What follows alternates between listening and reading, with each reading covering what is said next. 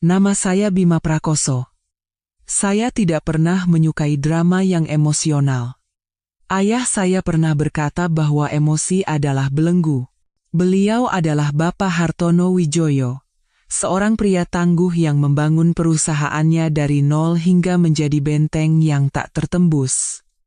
Ayah adalah pria yang pendiam dan tajam. Saya menyerap semua yang diajarkannya dalam diam dan secara menyeluruh, meskipun dalam hati saya bersumpah tidak akan pernah menjadi seperti dia. Jika 10 tahun yang lalu seseorang bertanya apakah saya percaya pada takdir, saya akan menjawab tidak. Tetapi sekarang, saya sedang berjalan menuju badai yang tidak pernah saya duga sebelumnya. Dan dalam beberapa cara yang aneh, saya hampir percaya bahwa ayah saya mungkin telah meramalkan semua ini. Saya bertemu Riana Sari di awal usia 20-an. Dia penuh dengan kehidupan dan kehangatan, dan saya bangga menjadi pria yang berdiri di sampingnya. Kami dikaruniai seorang putri, Kirana. Saya mencurahkan waktu dan sumber daya untuk keluarga saya, berusaha menjadi suami dan ayah yang baik menurut versi saya, meskipun gema sosok ayah saya selalu mengintai dalam diri saya. 25 tahun pernikahan adalah waktu yang sangat lama. Penuh dengan pertengkaran, perdamaian, dan rutinitas yang berulang. Saya tidak tahu betapa cepatnya rasa aman bisa hilang, dan betapa hancurnya sebuah ilusi ketika saya menyadari bahwa semuanya adalah kebohongan. Mungkin saya hanya selangkah lagi dari kehilangan semua yang saya yakini berharga. Semuanya dimulai pada hari yang biasa, tidak berbeda dari hari-hari lainnya. 27 Agustus, saya ingat hari itu dengan jelas. Udara terasa panas dan matahari memanggang kota tanpa ampun, tetapi suasana di kantor saya cukup sejuk. Saya menyelesaikan beberapa kesepakatan, mengakhiri rapat lebih awal, dan pulang ke rumah untuk memberi kejutan pada Riana. Tanggal 1 September adalah hari jadi pernikahan kami yang ke-25. Saya berpikir untuk merencanakan perjalanan singkat ke suatu tempat yang bagus. Saya tidak tahu bahwa saya sedang berjalan menuju konfrontasi yang akan menghancurkan hidup saya. Ketika saya masuk ke dapur, saya melihat mereka. Riana berdiri di dekat meja dapur, dan Kirana duduk di meja makan. Mereka belum mengatakan apa-apa, tetapi mereka tampak seperti orang yang telah menyiapkan pidato. Saya meletakkan tas kerja saya dan menyapa dengan santai, bertanya ada apa. Riana menunjuk ke sebuah kursi. Mas Bima, duduklah, katanya. Mata Kirana bergerak di antara kami berdua, dengan tatapan yang hampir penuh kemenangan. Ayah, kita perlu bicara. Saya duduk di kursi, menyandarkan siku di meja makan, sebuah postur yang dipaksakan untuk terlihat tenang.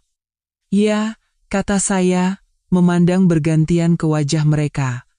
Aku mendengarkan. Riana menarik napas dalam-dalam, lalu berkata dengan lembut namun tegas, 5 hari lagi adalah ulang tahun pernikahan kita yang ke-25, Mas. Dia berhenti sejenak, aku butuh perubahan. Aku terus memikirkan apa yang kuinginkan dalam hidup. Tentu saja, ini adalah tahun-tahun yang baik. Tapi aku ingin kesempatan untuk menjelajahi sesuatu yang lain. Sesuatu yang lain? Apa maksudmu? Suara saya terdengar anehnya tenang. Kirana menyela, Mama ingin open marriage, pernikahan terbuka. Ada nada gembira dalam suaranya, dan menurutku itu ide yang sangat bagus. Semua orang melakukannya sekarang, Ayah, apa pentingnya fisik? Yang penting adalah saling percaya. Saya menoleh ke putri saya. Kalimat terakhir itu, tentang kepercayaan, terdengar hampir seperti sebuah penghinaan. Kau bilang semua pasangan modern melakukannya sekarang, benarkah? Dia mengangguk seolah-olah dia adalah seorang ahli di bidang itu. Ayah terlalu kuno. Cinta zaman sekarang bukan tentang terikat secara fisik hanya pada satu orang. Jika kita benar-benar saling mencintai, kita harus saling membebaskan. Kemarahan yang sunyi membara di dalam diri saya, tetapi saya mempertahankan ekspresi datar. Saya mengalihkan pandangan saya kembali ke istri saya, kau juga berpikir begitu? Dia menggigit bibirnya, mengalihkan pandangannya dari meja. Mas Bima, aku hanya butuh perubahan. Bukannya aku tidak bahagia. Aku hanya bosan dengan kehidupan ini. Melakukan hal yang sama setiap hari, tidur dengan pria yang sama. Aku ingin sesuatu yang baru. Sesuatu dalam dada saya terasa melilit ketika dia mengatakannya tanpa sedikit pun rasa hormat. Dorongan untuk berdiri dan pergi begitu kuat, tetapi saya tetap duduk tak bergerak. Saya mengetuk-ngetukkan jari di atas meja, kebiasaan lama dari masa-masa saya di Kopassus. Hitung, bernapas, jangan biarkan mereka melihatmu hancur. Setelah hening sejenak, saya berkata, jadi, ini rencanamu. Kau akan bertemu dengan pria lain, dan aku harus melakukan apa? Duduk di rumah dan melambaikan tangan saat kau pergi berkencan dengan pria lain? Kirana mencibir. Jangan terlalu dramatis, ayah. Ayah juga bisa berkencan. Tidak ada yang melarang. Sejujurnya, mungkin akan sedikit sulit bagi ayah, tapi terimalah saja bahwa zaman telah berubah. Mungkin ayah perlu aplikasi kencan atau semacamnya. Yah, ayah akan menemukan caranya sendiri. Mereka mulai terkekeh seolah-olah saya adalah bahan lelucon di acara bincang-bincang tengah malam. Saya menyatukan kedua tangan saya, menghela napas, dan bertanya, apakah sudah ada seseorang yang kau pikirkan, Riana? Dia ragu-ragu sejenak. Daniel Suryo, katanya pelan. Pemilik restoran mewah di Senopati itu. Kirana mencondongkan tubuh ke depan dengan gembira. Wow, Ma, seleramu bagus juga. Dia sangat tampan. Baguslah. Sesuatu di dalam diri saya menegang. Daniel Suryo. Tentu saja. Saya telah menjamu banyak mitra bisnis di restorannya. Sekarang, sepertinya dia juga telah mengulurkan tangannya pada istri saya. Namun, suara saya tetap terdengar tenang. Kalian berdua telah merencanakan ini dengan baik. Saya menoleh ke Kirana. Jadi, kau tidak masalah jika pria bernama Daniel Suryo ini berkencan dengan ibumu? Dia tersenyum cerah. Tentu saja. Jangan kolot begitu, ayah. Saya tidak mengatakan apa-apa lagi dan bangkit dari kursi. Keheningan menyelimuti ruangan saat saya berjalan ke wastafel. Mereka tampak bingung dengan ketenangan saya. Riana, kata saya akhirnya, ini bukan masalah sepele. Kau tahu itu, kan? Dia mengangguk, tetapi rahangnya mengeras. Aku tidak pernah seyakin ini. Saya menutup keran. Baiklah. Aku setuju. Mereka membeku. Kirana menyeringai seolah-olah saya baru saja memberinya hadiah. Benarkah? Ayah setuju dengan pernikahan terbuka? Ya, kata saya. Dengan satu syarat. Tidak boleh ada syarat. Sela Kirana dengan ketus, melipat tangannya. Itu namanya mengontrol. Syaratnya aku yang tentukan, potong saya, menatap mereka berdua. Rumah ini milikku. Berkat perjanjian pranikah yang dipaksakan ayahku, semuanya atas namaku. Kalian berdua menginginkan hubungan terbuka? Baiklah. Tapi aku yang akan menetapkan aturan dasar tentang bagaimana kita akan hidup di properti milikku. Jika itu tidak bisa diterima, maka kalian harus mencari rumah lain dan kehidupan lain. Mengerti? Mata Riana membelalak. Secercah kegelisahan melintas di wajahnya. Kirana mencoba menepisnya dengan tawa. Ayah, secara hukum ibu punya hak setengah atas aset bersama. Tetapi Riana mengangkat tangannya untuk menghentikannya. Cukup, Kirana, suaranya rendah. Ayahmu benar. Kita menandatangani perjanjian pranikah. Rumah ini miliknya. Saya bisa merasakan sikap sok berani Kirana mulai runtuh. Tapi ayah tidak akan mengusir kita begitu saja, kan, ayah? Saya tidak menjawab. Sebaliknya, saya membiarkan mereka merenungkan kemungkinan itu dan berjalan keluar. Malam itu, saya menguping pembicaraan mereka di luar pintu dapur. Kebiasaan lama memang sulit dihilangkan. Saya mendengar Kirana berbisik, lihat, Ma, ayah tidak akan pernah mengusir Mama.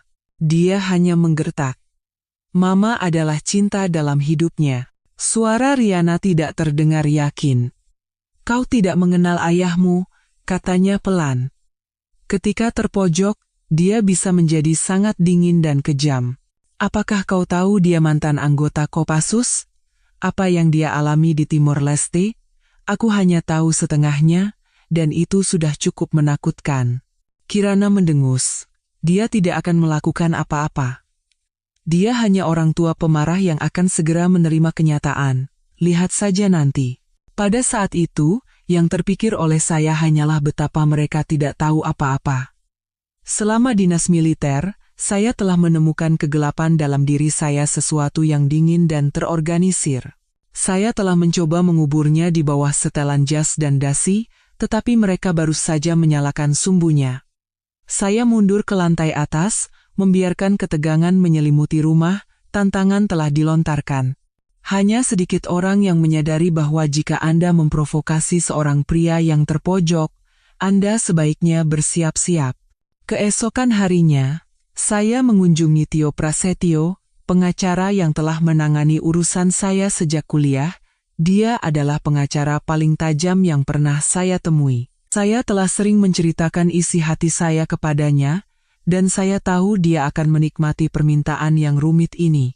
Ketika saya mengatakan kepadanya bahwa saya menginginkan perjanjian pasca nikah untuk mencegah klaim aset dari Riana di masa depan, dia bertanya terus terang, "Mengapa tidak langsung gugat cerai saja?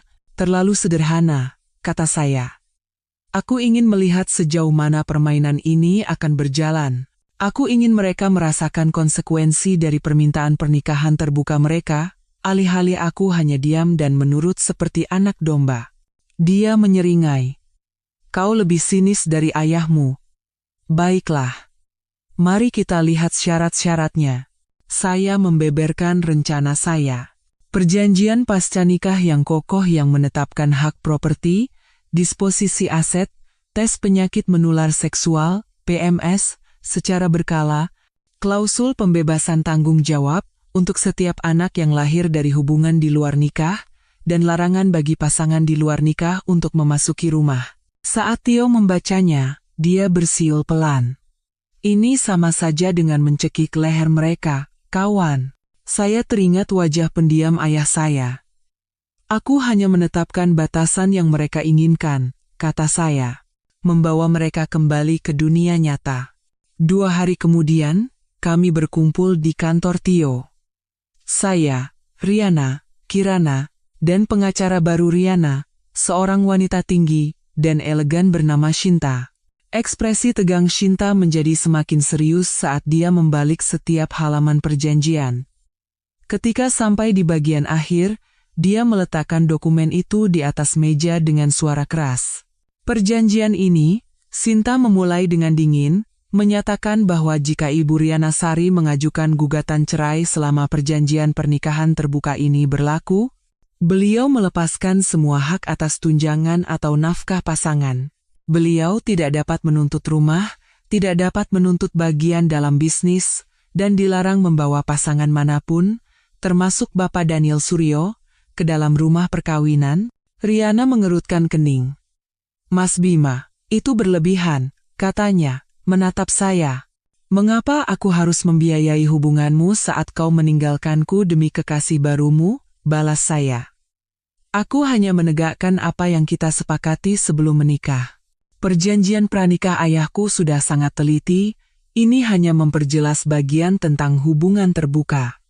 Selain itu, biaya kencanmu, kau yang tanggung. Aku akan menanggung bagianmu dari biaya rumah tangga, tetapi kegiatan ekstrakurikuler kecilmu itu, kau bayar sendiri." Kirana menyela dengan tajam. "Ayah menghina mama. Ini menjijikkan." "Tidak," kata saya, menatap lurus ke arah Kirana. "Ibumu bebas melakukan apa yang dia inginkan. Kau sendiri yang bilang begitu. Cinta bukan soal uang. Jadi, dia pasti bisa menanggung 1 atau 2 kencan. Dan jika Daniel Suryo ini sehebat yang kau katakan, dia tidak akan membiarkan ibumu membayar, kan?" Riana menarik napas perlahan, suaranya dipaksakan tenang. Baiklah, saya akan tanda tangan. Bu Shinta, selesaikan saja. Pengacara Shinta mengerutkan bibirnya. Ini sangat tidak biasa dan hampir tidak bermoral, Bu. Saya tidak apa-apa, desak Riana, mengangkat dagunya ke arah saya. Dia mencoba mengintimidasiku, tapi aku tidak takut. Kirana melipat tangannya lebih erat, memelototi saya. Mama yakin? Riana mengangguk. Iya. Tio mendorong dokumen ke depan, dan Riana menandatanganinya.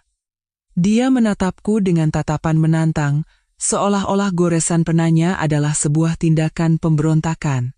Di satu sisi, saya hampir mengagumi keberaniannya. Di sisi lain, saya bertanya betapa butanya dia berpikir bahwa dia bisa memenangkan pertarungan ini. Selama beberapa minggu berikutnya, saya hidup seperti dalam mode autopilot. Di kantor, semuanya berjalan seperti biasa, kesepakatan dan ekspansi, rapat dan panggilan telepon. Tetapi di luar itu, sesuatu yang baru sejenis amarah analitis mulai bergejolak dalam diri saya. Riana tidak membuang waktu dan mengatur kencan dengan Daniel. Kirana menyemangatinya, menyebut saya ketinggalan zaman, dan bahkan secara terbuka mengejek saya saat makan malam. Ayah, coba saja Tinder, orang tua juga bisa dapat jodoh di sana sekarang. Saya tetap tenang. Hari kencan besar Riana semakin dekat. Jadi, saya dengan sengaja merencanakan langkah canggih saya sendiri. Jika Riana menginginkan Daniel Suryo, pemilik restoran mewah itu, maka ironisnya saya akan mencari tahu apakah putrinya, Sarah Suryo, bersedia pergi bersamaku. Dia berusia 22 tahun, seusia dengan putriku, tetapi secara hukum sudah dewasa dan memiliki kehidupannya sendiri.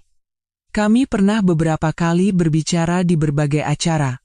Sarah tahu persis siapa saya dan tampaknya tidak menyukai arogansi ayahnya. Sepertinya dia sedang mencari kesempatan untuk memberontak terhadapnya. Saya menghubunginya, setengah tulus, setengah penasaran, dan yang mengejutkan, dia menerima undangan makan malam saya.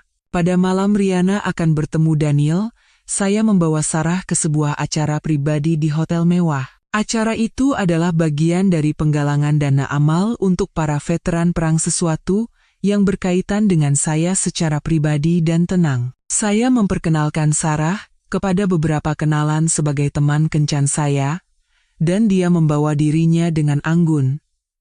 Dia bukan sekadar mahasiswi kosong. Dia cerdas dan mampu mengimbangi percakapan tentang keuangan global dan seluk-beluk operasi bisnis. Orang-orang menatap kami, beberapa bingung, beberapa menyeringai. Tapi saya tidak peduli. Yang penting adalah pesannya. Jika Riana dan Kirana berpikir saya terlalu kuno untuk mendapatkan teman kencan, saya akan membuktikan bahwa mereka salah. Tidak butuh waktu lama bagi desas-desus untuk menyebar. Keesokan paginya ketika saya tiba di rumah, Kirana sudah berada di ruang keluarga, berteriak-teriak. Ayah berkencan dengan putri Daniel Suryo? Teriaknya, tangannya terkepal. Ayah sudah gila? Saya mengabaikan dramanya saat saya melepas jaket. Aku hanya membawa seorang dewasa yang setuju ke acara amal, kata saya dengan tenang. Ibumu menghabiskan malam di hotel dengan Daniel, kan? Dia bebas melakukan apa yang dia mau, dan aku juga. Mata Kirana menyala-nyala. Itu menjijikan. Dia seusiaku. Saya menghadap putri saya. Jadi, kalau ibumu melakukannya, usia hanyalah angka, tapi kalau aku yang melakukannya, itu tidak bisa diterima? Standar ganda yang menarik. Dia ingin membantah, tetapi tidak ada kata yang keluar. Sebaliknya, dia mendengus frustrasi, berbalik, dan masuk ke kamar masa kecilnya. Riana tidak mengangkat masalah itu pagi itu. Wajahnya pucat, dan saya bisa merasakan ketegangan dalam sikapnya. Dia memaksakan senyum dan pergi menemui teman-temannya, tampaknya berusaha menghindari konflik. Konflik besar berikutnya terjadi di ruang keluarga pada suatu akhir pekan. Saya sedang duduk di kursi berlengan, membaca laporan keuangan terbaru, ketika Riana masuk, matanya merah dan penuh amarah. Kirana mengikutinya, melipat tangan secara defensif. Riana berdiri di depan saya. "Hentikan pernikahan terbuka ini," desisnya. "Permainan ini sudah selesai. Kau meremehkanku, berkencan dengan Putri Daniel dan mempermalukanku di depan semua orang. Aku tidak setuju untuk hal seperti ini." Pandangan saya beralih ke matanya. "Kau yang menginginkan pernikahan terbuka, Riana. Inilah hubungan terbuka." Dia melemparkan beberapa amplop ke atas meja kopi. "Sudah cukup, Mas Bima. Aku tidak bisa melihat putriku dipermalukan seperti ini. Aku tidak bisa melihat suamiku memamerkan wanita muda, mengerti? Hentikan omong kosong ini." Saya melihat Kirana mengangguk dengan keras. "Mama benar. Ini sama sekali bukan bagian dari rencana. Ayah membuat kita menjadi bahan tertawaan." Saya berusaha menahan tawa. "Rencana?" tanya saya. "Kalian pikir kalian bisa seenaknya masuk dan bilang mau selingkuh, dan aku akan tinggal di rumah seperti ATM yang nyaman, mendanai hiburan kalian sementara kau bersenang-senang dengan pacar barumu? Kalian pikir aku tidak akan melawan? Ini bukan perang." Suara Riana bergetar, campuran antara kemarahan dan keputusasaan. "Setidaknya, ini tidak seharusnya menjadi perang. Baiklah. Katakan saja aku membuat kesalahan. Aku tidak menginginkan Daniel lagi. Aku hanya ingin kembali seperti dulu. Bisakah kita melakukannya? Bisakah kita berpura-pura tidak pernah mencoba omong kosong ini?" "Tidak," kata saya singkat, menyilangkan kaki. "Tidak ada yang bisa ditarik kembali." Mata Riana berkabut karena kebingungan. "Apa maksudmu?" Aku bilang tidak. Kau yang menginginkan pernikahan terbuka, dan kita punya perjanjian pasca nikah yang menyatakan hubungan ini berlaku sampai kita berdua setuju untuk menutupnya. Dan aku tidak setuju. Jadi, hubungan ini berlanjut. Dia berdiri di sana, gemetar. "Kau sedang menghukumku," suaranya pecah. Saya mengangkat bahu. "Kau yang memintanya." Kirana berkata, "Ayah, kumohon. Mama tidak menginginkannya lagi. Bersikaplah masuk akal. Apa ayah tidak pernah mencintainya?" Pandangan saya tertuju pada Kirana, gelombang frustrasi yang pahit dan berat melonjak. "Kau pikir cinta itu jalan satu arah? Di mana cintanya ketika dia mencoba mempermalukan dan menghinaku di depan umum dengan kekasihnya? Apakah salah satu dari kalian pernah mempertimbangkan perasaanku?" Mereka hanya menatap, tidak bisa menjawab. Saya mengambil dompet saya, berdiri, dan berjalan ke pintu depan. "Aku pergi," kata saya. "Jangan tunggu. Aku ada kencan." Wajah Riana hancur. Kirana tampak ingin melontarkan penghinaan, tetapi hanya bisa membuka mulut tanpa suara. Saya pergi, membiarkan gema pintu yang terbanting menjadi tanda titik pada kepergian saya. 2 hari setelah konfrontasi itu, Kirana mencoba ikut campur lagi. Dia mencegat saya di lorong sebelum sarapan. Mama menangis setiap malam. Dia menderita. Dia menderita karena rencananya menjadi bumerang, kata saya dengan tenang, berjalan menuju dapur. "Apakah kau khawatir dengan kesehatan mentalnya, atau kau hanya kesal harus menyaksikannya?" "Keduanya," kata Kirana, berdiri di depan saya dengan menantang. "Ayah, hentikan saja bertemu dengan Sarah Suryo itu. Jika ayah ingin menutup pernikahan ini, maka bersikaplah seperti itu. Atau jika ayah ingin menceraikan mama, lakukanlah. Tapi jangan menyiksanya seperti ini." Saya melewatinya, mengabaikan kemarahan di dada saya. "Kau tidak peduli ketika aku yang disiksa sejak awal, kan? Atau apakah menyenangkan menyemangati ibumu saat dia mengambil risiko kehilangan ayahnya?" Dia tersentak. "Itu tidak adil. Itu untuk hak-hak mama." "Hentikan omong kosongmu," kata saya tajam. "Aku sudah selesai mendanai omong kosongmu. Omong-omong, bagaimana dengan sewa mobilmu? Bukankah kontraknya akan segera berakhir? Siapa yang akan membayar perpanjangannya?" Wajahnya mengerut, bingung dengan perubahan topik yang tiba-tiba. Ayah tahu aku tidak punya uang. Kalau begitu, kau cari solusinya sendiri, kata saya. Biaya yang ditagihkan kepadaku tidak akan kubayar lagi. Begitu juga dengan tagihan kartu kreditmu yang konyol dan biaya kuliahmu. Cari pekerjaan, atau cari orang bodoh lain. Mungkin Daniel atau salah satu pacar baru ibumu akan berbaik hati. Siapa tahu? Wajahnya memucat. Ayah serius? Ayah tidak bisa begitu saja memutuskanku seperti ini. Aku putri ayah. Saya meletakkan cangkir kopi saya dengan hati-hati. Kau memihak ibumu. Tidak apa-apa. Sekarang hiduplah dengan konsekuensinya. Dia menggeretakkan giginya karena frustrasi. Ayah ingin membuatku memohon. Coba saja bekerja, kata saya dengan dingin. Pernah dengar kata itu? Dia berlari pergi dengan air mata berlinang, berteriak, monster. Dia menghilang di ujung lorong. 2 minggu berlalu. Tagihan kirana menumpuk. Mobil sewaan, pinjaman mahasiswa yang membengkak, dan tidak ada pekerjaan.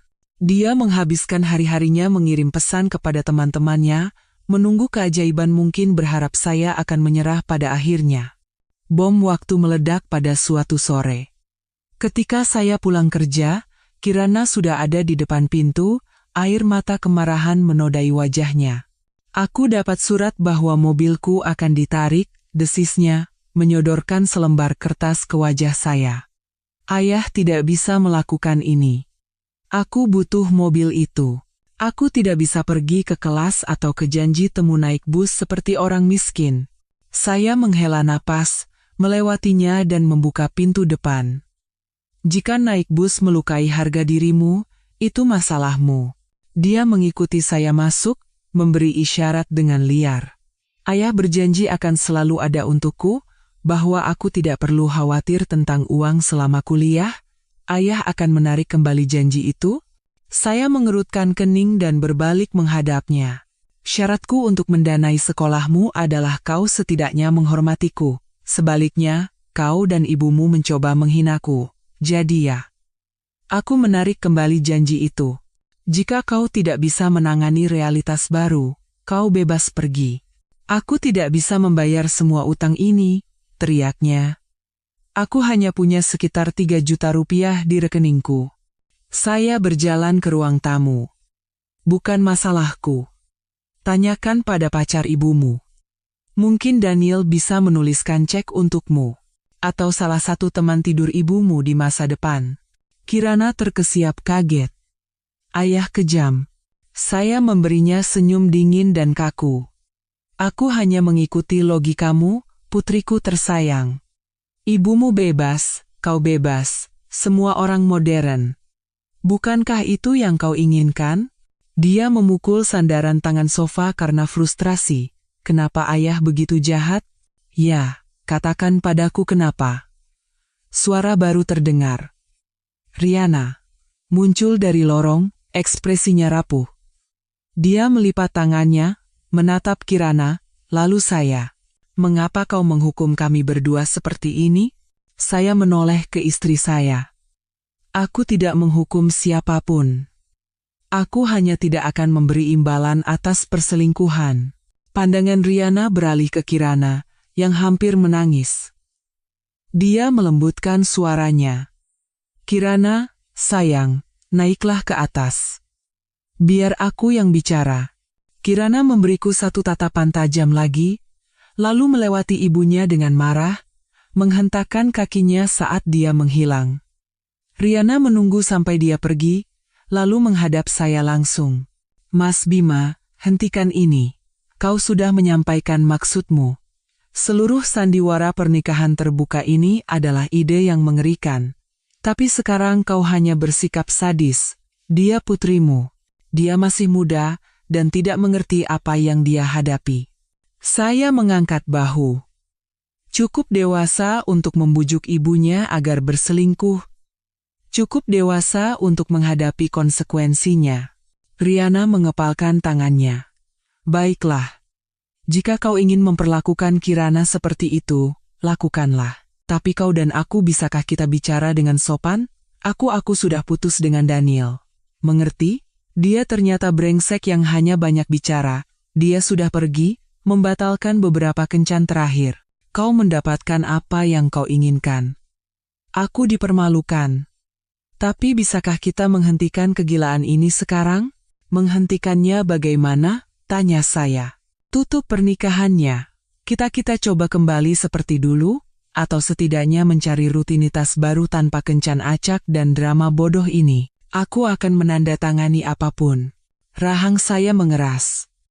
2 minggu yang lalu, kau mengajukan permintaan yang sama. Aku bilang tidak. Mengapa kau pikir ada yang berubah? Air mata berkilauan di matanya. Karena aku tidak bisa melakukan ini lagi. Dia hampir berteriak, suaranya pecah. Aku tidak bisa melihatmu bersama Sarah Suryo lagi. Dia seumur putriku.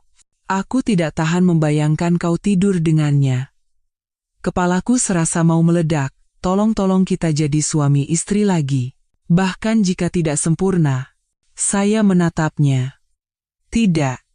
Kau yang membuka pintu ini. Kau yang harus membiarkannya tetap terbuka. Kita sudah melewati titik tidak bisa kembali. Dia merosot ke sofa, menutupi wajahnya dengan tangannya. Aku jadi sangat membencimu, bisiknya. Kemana perginya pria yang kunikahi? Pria itu mati pada hari kau meminta pernikahan terbuka, kata saya tanpa simpati, dan pergi. Sebulan berlalu. Bosan dengan penolakan saya untuk mendanai hidupnya, Kirana pindah dari rumah. Dia menumpang di rumah teman-temannya, tapi itu tidak berjalan mulus. Riana, yang tertinggal, tenggelam lebih dalam ke dalam keputusasaan. Dia menghabiskan hari-harinya dengan pakaian seadanya, berkeliaran di rumah seolah mencari sesuatu. Kadang-kadang saya melihatnya membolak-balik album foto lama, menangis diam-diam. Suatu hari, dia mencegat saya di beranda belakang. Matanya merah. Mas Bima, ada yang ingin kukatakan? Aku sudah ke dokter, katanya pelan. Aku merasa tidak enak badan terus-menerus. Saya mengangkat alis, memperhatikan betapa kurusnya dia. Tulang bahunya menonjol dengan cara yang tidak biasa. Dokter? Dia mengangguk, menarik napas gemetar. Aku positif PMS, akunya, wajahnya memerah. Aku tertular dari Daniel. Aku tidak pernah membayangkan dia seperti itu, tapi aku sedang minum obat, dan katanya bisa diobati. Tapi aku sangat malu. Jadi, kuharap kau bahagia. Kau telah mendapatkan pembalasanmu.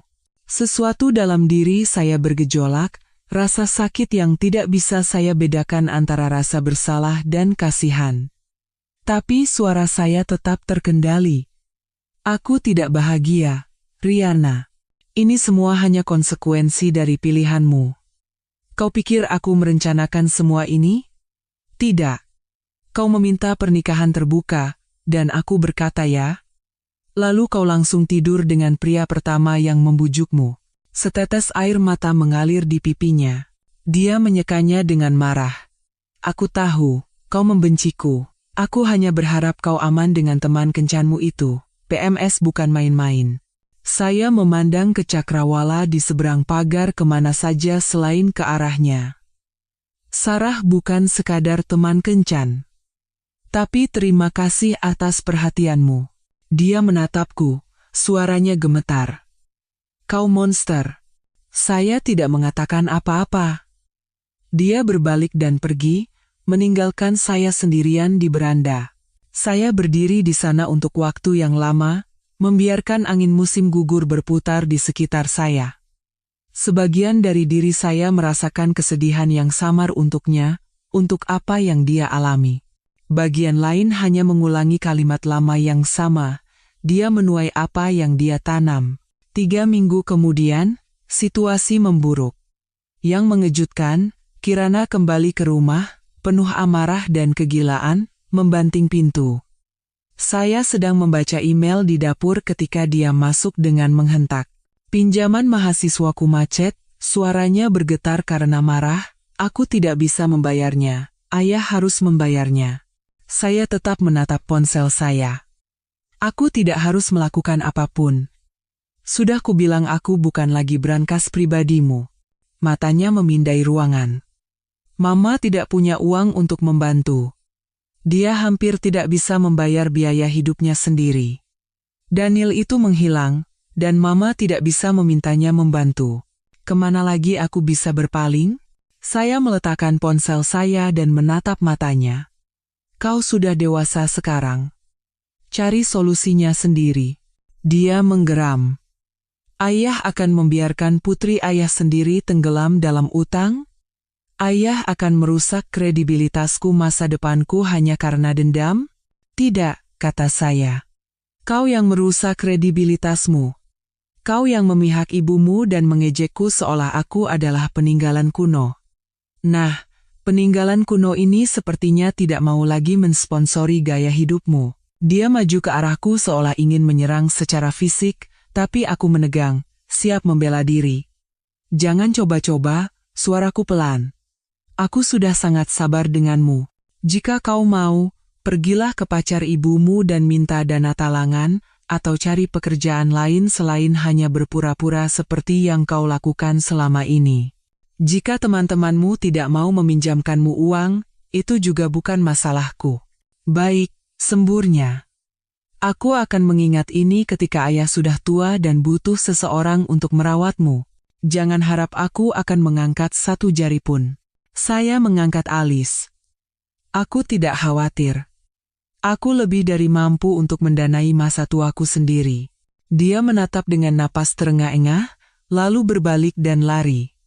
Saya mendengar langkah kakinya yang marah bergema di sepanjang lorong. Sekitar 5 menit kemudian, saya mendengar pintu depan dibanting. Dia pergi lagi, dan saya ditinggalkan di rumah yang sunyi. Dalam beberapa minggu berikutnya, tragedi di sekitar saya menjadi jelas. Riana kehilangan berat badan dan tampak lemah secara fisik. Dia jarang meninggalkan rumah, dan ketika dia melakukannya, dia menyelinap masuk dan keluar seperti hantu, bayangan dari dirinya yang dulu. Kadang-kadang dia akan membuat permohonan kecil. Bisakah kita bicara? Atau Mas Bima, kumohon, biarkan aku membuatkanmu makan malam dan kita bisa membicarakan semuanya. Saya tidak pernah menyerah. Perhatian saya telah beralih ke Sarah. Apa yang dimulai sebagai tindakan pemberontakan telah berkembang menjadi kasih sayang yang tulus. Dia adalah wanita muda yang ambisius, bersemangat membangun portofolionya sebagai model fashion.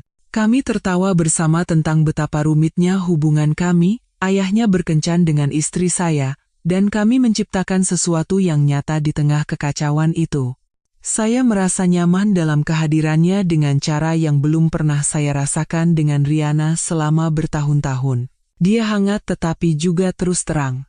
Dia pernah bertanya tentang Timor Leste, dan untuk pertama kalinya dalam beberapa dekade, saya menceritakan kepada seseorang apa yang telah saya lakukan di sana, dan bagaimana hal itu mempengaruhi saya.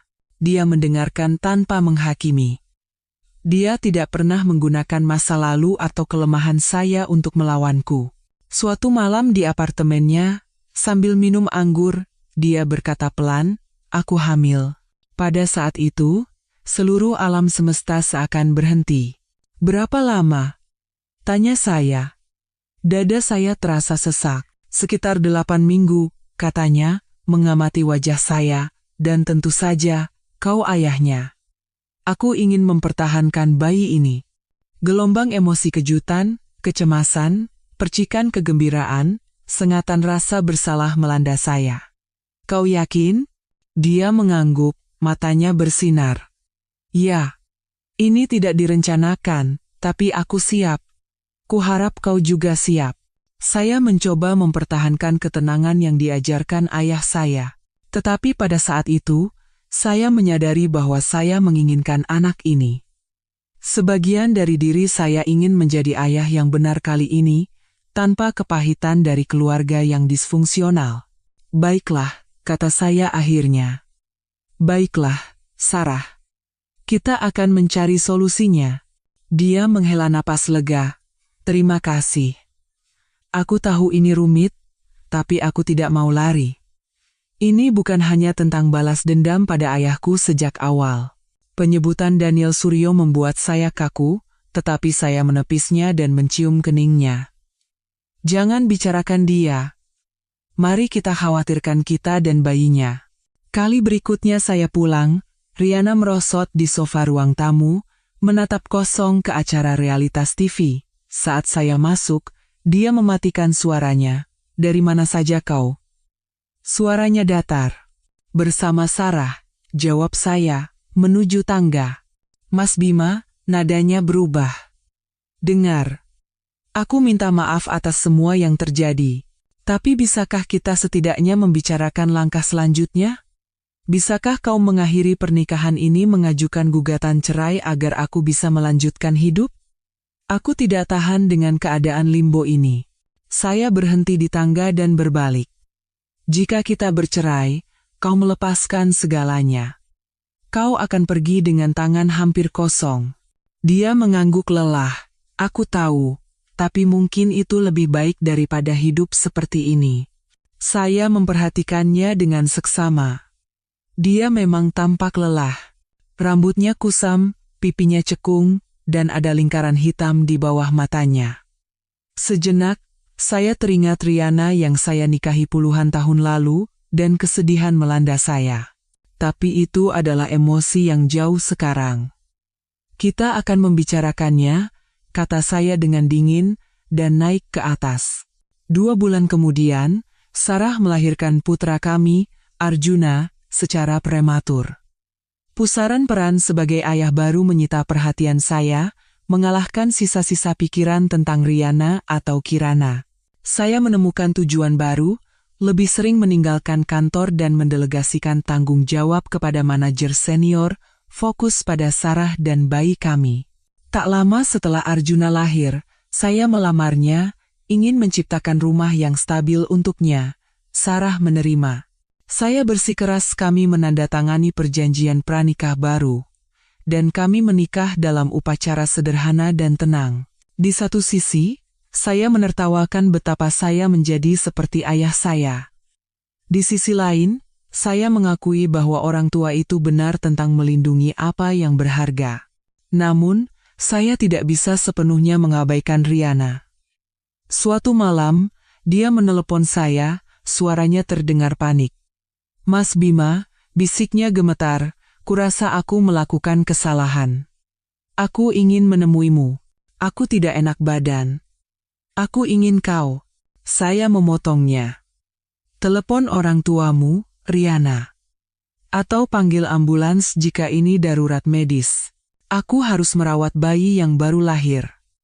Aku bukan lagi penyelamat.